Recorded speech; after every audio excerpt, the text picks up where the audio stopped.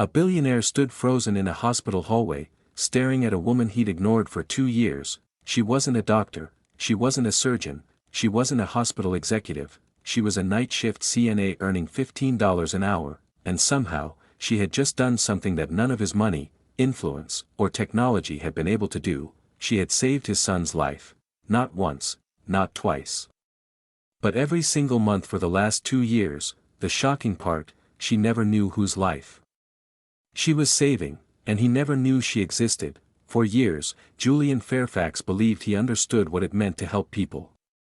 He built a billion-dollar medical technology company. He funded research. He appeared on magazine covers. People called him a visionary, but all of that changed the moment he discovered that the person keeping his son alive wasn't a famous doctor or a world-renowned specialist. It was a woman who spent her nights mopping floors, changing sheets, and comforting frightened children when nobody else had time. What happened after that discovery would transform an entire hospital, expose a system that overlooked its most important workers, and change the lives of thousands of people across the country. But before a billionaire could learn that lesson, a little boy had to get sick, and before that little boy got sick, a young girl had to make a promise to her mother. A promise written in blood. This is the incredible story of Sarah Mitchell, the invisible hospital worker who became the hero nobody saw coming. Before a billionaire learned the value of an invisible worker, before a little boy's life depended on a stranger, before an entire hospital was forced to confront what it had been ignoring for years, there was a promise, and like most promises that changed the course of a life, it seemed small at the time. Sarah Mitchell was 10 years old when her mother took her to a blood donation center for the first time, not to donate, just to watch. The building wasn't impressive. The waiting room chairs were worn. The coffee tasted terrible. The fluorescent lights buzzed overhead like tired insects. To a child, it looked boring. To her mother, it looked important. Sarah sat swinging her legs from a plastic chair while her mother filled out paperwork. "Why do you come here so much?" Sarah asked. Her mother smiled. "Because someday somebody will need it." Sarah frowned. "Need what?" "My blood." The answer confused her. How could someone need blood from a person they'd never met? Her mother seemed to read the question on her face. "Do you know what's interesting?" she asked. Sarah shook her head. Her mother leaned closer. "Blood doesn't care if you're rich." Sarah blinked. "It doesn't care if you're poor." Another blink. "It doesn't care where you live, what job you have, or what kind of car you drive." Sarah still didn't understand. Her mother smiled again. "When a person needs blood, everybody becomes equal." The words settled somewhere deep inside the little girl. She wouldn't fully understand them for years, but she would never forget them. What Sarah didn't know that day was that her blood type was rare, very rare. Less than 2% of the population shared it. Her mother carried the same blood type, and because of that, donating wasn't just something her mother did, it was something she believed was a responsibility. Every few months, she returned to the donation center. And every few months, Sarah came with her. Sometimes they talked, sometimes they sat quietly, but every visit ended the same way, her mother squeezing her hand and saying the same sentence: "Somewhere, somebody gets another chance because of this." Years passed. Sarah grew up, life became more complicated, dreams became more expensive, reality became heavier. By the time she turned 25, she wasn't thinking about changing the world. She was thinking about rent. She was thinking about overdue bills. She was thinking about whether she could afford groceries before payday. Like millions of Americans, she learned that adulthood often looked very different from what people imagined when they were children. The dream had been medical school, the reality was survival. She worked long shifts, picked up overtime whenever she could, skipped vacations, skipped holidays, skipped almost everything that cost money, yet somehow there was never enough. Still, she never stopped donating blood. No matter how busy life became, no matter how tired she felt, no matter how many excuses she could have made. Because every time she sat in that donation chair, she heard her mother's voice, somewhere. "Somebody gets another chance because of this." Then her mother got sick. The diagnosis arrived quietly, not with drama, not with warning, just a few test results, a few doctor's appointments. A few conversations that became more serious every week. Kidney disease, the kind that changes everything, the kind that slowly steals a person's freedom. the kind that forces families to reorganize their entire lives around appointments, medications, and hope. Sarah became her mother's caregiver almost overnight. Hospital visits, medication schedules, insurance paperwork, phone calls, endless waiting rooms. Anyone who has cared for a sick parent knows the truth: you don't just carry their illness, you carry their fear too, and fear is heavy. Almost, because there are some things money cannot manufacture, some things technology cannot replace, some things even billionaires cannot control, and blood is one of them. As Sarah finished another overnight shift and stepped into the cold Chicago morning, she had no idea that her ordinary life was about to collide with someone else's extraordinary crisis. She was thinking about sleep, about her mother's next appointment, about whether she could afford to replace the worn-out tires on her car. Normal problems, everyday problems. Meanwhile, destiny was quietly moving pieces into place, because somewhere across the city, a billionaire was about to discover the terrifying truth that all the money in the world means nothing when your child needs something that cannot be bought, and when that moment arrived, the only person who could help him would be the woman nobody ever noticed. Across the city, Julian Fairfax was living every parent's worst nightmare. To the world, he looked unstoppable. He was the founder of a billion-dollar medical technology company. His face appeared on magazine covers.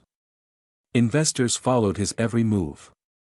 When Julian spoke, people listened, but none of that mattered when he walked into room 714, because inside that room was his 8-year-old son, Elijah, and Elijah was sick, very sick. The diagnosis had come 2 years earlier, a rare blood disorder that attacked his own red blood cells. Some months were better than others, some months were terrifying, but every month ended the same way: a blood transfusion. Without it, Elijah's body would slowly lose the ability to carry enough oxygen to survive.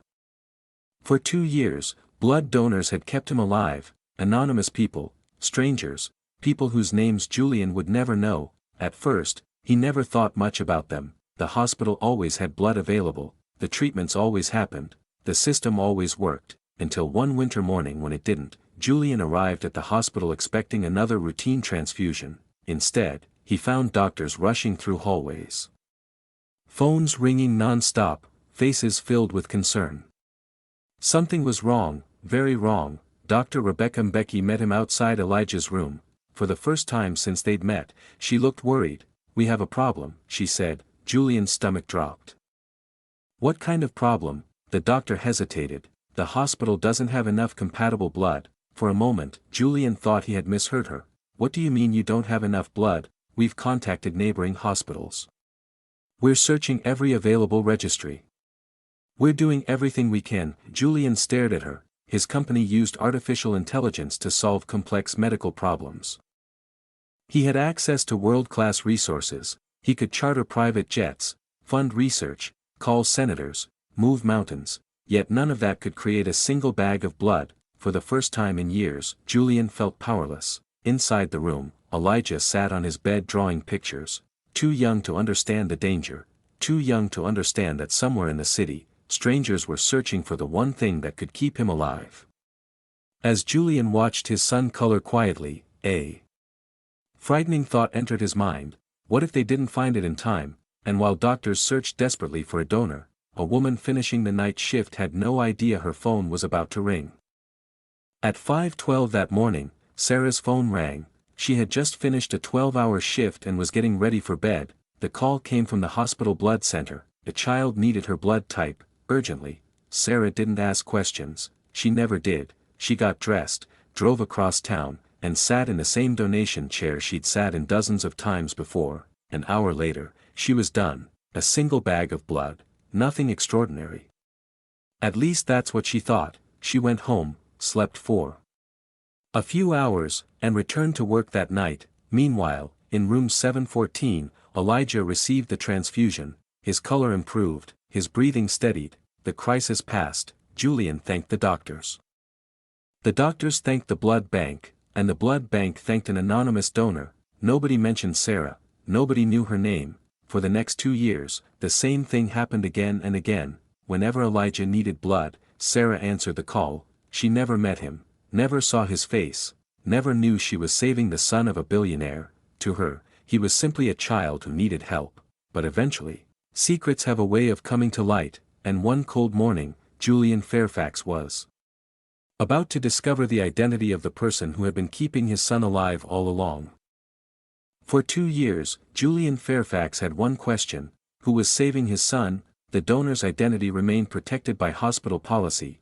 All he knew was that the same person kept showing up, month after month, year after year, when other donors couldn't be found, when supplies ran low, when Elijah's life depended on it. The answer always arrived. Then one morning, everything changed. A hospital administrator accidentally mentioned something during a meeting, a name, Sarah Mitchell, a CNA. Julian frowned. A CNA? He expected a doctor, a specialist, maybe a wealthy philanthropist, not a night shift hospital worker earning $15 an hour. Curious, he began asking questions. What he learned left him speechless. Sarah wasn't being paid, she wasn't receiving special recognition, she wasn't posting about it online. In fact, most people didn't even know she was donating. For 2 years, she'd quietly given blood whenever the hospital called, and somehow, Julian had never noticed her, not once. The realization hit harder than he expected. He had walked past her countless times in the hospital hallways, rushed past her, ignored her, looked through her as if she were invisible, yet while he was building companies and attending conferences, she was helping keep his son alive. That afternoon, Julian finally approached her. She was pushing a cleaning cart down the hallway when he stopped her. Sarah? She looked up. Yes. For a moment, Julian couldn't find the words. Because how do you thank someone for saving the person you love most? Finally, he spoke. You've been donating blood for my son. Sarah was quiet, then she nodded, not proudly, not dramatically, just simply. As long as he needed it. Julian stared at her. You knew it was him? Sarah shook her head. No. I only found out recently. And you kept donating anyway? She looked at him with genuine confusion. As opposed to what? The answer stunned him, because to Sarah, there was no decision to make. The child needed blood, she had blood to give, that was the entire calculation. For the first time in a very long time, Julian Fairfax felt small, not because of what Sarah had done, but because of what he had failed to see. And what Sarah said next would change not only his life, but an entire hospital. Julian expected Sarah to ask for money, maybe a promotion, maybe a house, maybe something for herself. Instead, she looked at him and said something he would never forget. I don't need anything from you. Julian stared at her. Then what do you want? Sarah glanced down the hallway where nurses, cleaners, transporters, and aides moved quietly through another busy day. Change how this hospital treats people like me. The words hit harder than any criticism ever could, because deep down, Julian knew she was right. The people doing some of the hardest work in the building were often the people receiving the least recognition. 3 weeks later, Julian stood before hundreds of hospital staff members in the main auditorium. Doctors, nurses, board members, executives, support staff, people from every level of the hospital. For the first time in his life, Julian wasn't there to talk about technology, he was there to talk about gratitude. He told them about the anonymous donor who had saved his son. He told them about the woman he'd walked past for years without truly seeing. And then he announced a series of changes that would transform the hospital forever: raises for frontline support workers, educational scholarships, career advancement programs, a national rare blood donor registry designed to connect donors with patients faster than ever before. The room erupted in applause, but Sarah wasn't interested in the spotlight. She sat quietly in the back row, thinking about her mother, thinking about a lesson she'd learned as a little girl. Somewhere, somebody gets another chance because of this. 1 year later, Sarah received a scholarship named in honor of her mother. For the first time, the dream she'd buried years earlier became possible. Medical school. It wasn't easy. She was older than most of her classmates, she worked harder than anyone else. But she never forgot where she came from. And she never forgot why she started. 4 years later, Sarah Mitchell walked across a graduation stage and accepted her medical degree. Dr. Sarah Mitchell. The audience rose to their feet. Among them sat Julian Fairfax. Beside him sat Elijah, healthy, smiling, alive. As Sarah looked into the crowd, Elijah held up something he had kept for years, a faded drawing, a stick figure with big hands holding a red heart. The Blood Lady, the drawing he'd made when he was just a little boy. Sarah felt tears fill her eyes, because in that moment, she understood something important. The greatest impact we have on people's lives often happens when nobody is watching, not when we're recognized. Not when we're rewarded, not when the world applauds, but in the quiet moments, the unseen moments, the moments when we choose to help simply because someone needs it. A billionaire learned that lesson from a CNA. A hospital changed because one woman spoke up, a little boy lived because a stranger cared, and a promise made by a mother decades earlier continued to save lives long after anyone could have imagined. Because blood doesn't care if you're rich, it doesn't care if you're poor, it doesn't care who gets the credit, it only cares that someone is willing to give, and sometimes, the people who seem invisible to the world are the very people holding it together.